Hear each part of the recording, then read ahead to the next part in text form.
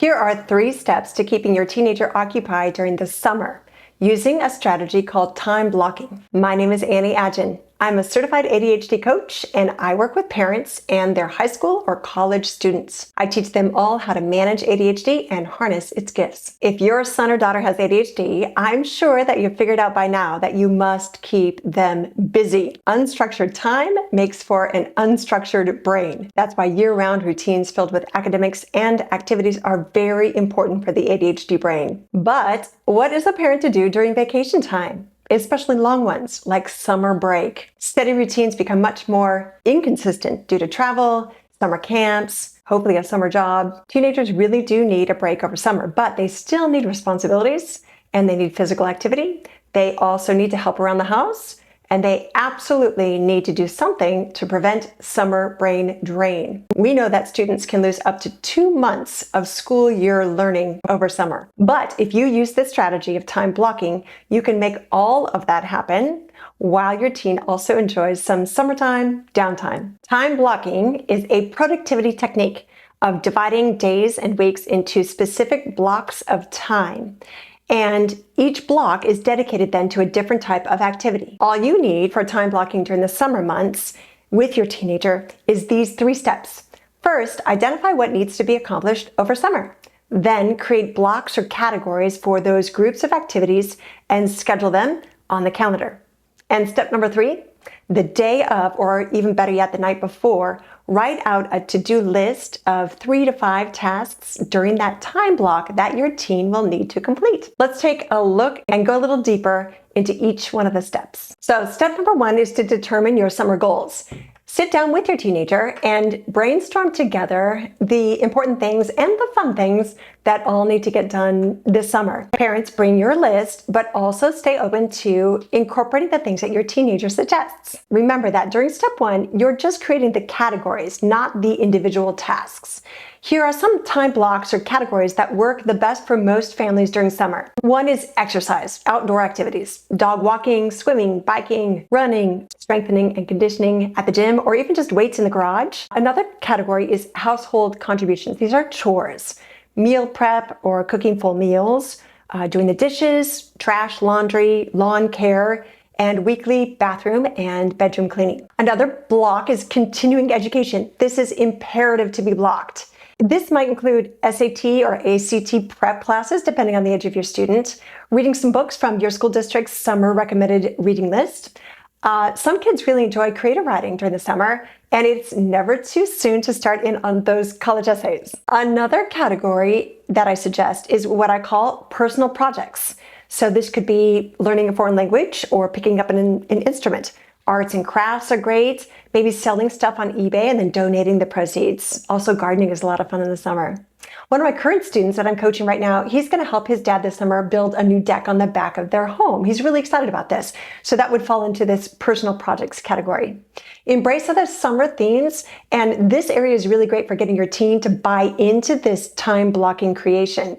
Parents, be sure that you're allowing your teenager to explore and express their own desires, and don't commandeer the creation of all of the categories. Now for step 2, this is where you're going to decide how much time to allocate to each category and get it scheduled. Each block is usually about an hour or 2 in duration, and then decide with your teenager when you want to schedule these. What usually works best is 2 2-hour time blocks per day, one in the mid-morning and then the other one in the afternoon. You're going to write each block down in your teenager's agenda book, or let's say on your dry erase board calendar that you might have hanging on a wall at home, or in the shared family Google calendar. Schedule these, but also stay flexible. Remember, summer is more fluid than the school year, so you'll want to allow for your kids to get some extra sleep and extra hanging out time with their friends. And your final step when time blocking is actually one of the favorites among the parents that I coach. This is step 3, and it's listing out a few tasks for each time block. Just the night before, you and your teen are going to write down the necessary tasks to be completed during each time block. And if the time block time is, let's say, household contributions, the list might look like clean bathroom, vacuum, empty and fill the dishwasher, and take out the trash. Say the afternoon time block then is continuing education. then its to-do list might have 25 minutes to 1 hour of independent reading, 10 sample questions in their SAT prep book, and write out the first paragraph of that college essay on a shared Google Doc. The teenager with ADHD absolutely needs this list, and they'll get a slight dopamine release in their brain with every task that they cross off and finish. Okay, so now for some helpful hints. For teenagers who are especially prone to procrastination, have them take a picture of the thing on the to-do list when they've finished it by a certain time that you both agreed upon, and then they're going to text that picture to you. And this is for accountability and evidence of completion. That's especially helpful if you're a parent who works outside of the house. It's also important for them to type their college essay on a shared Google document, because now they know that you're going to be looking at that doc and checking for progress.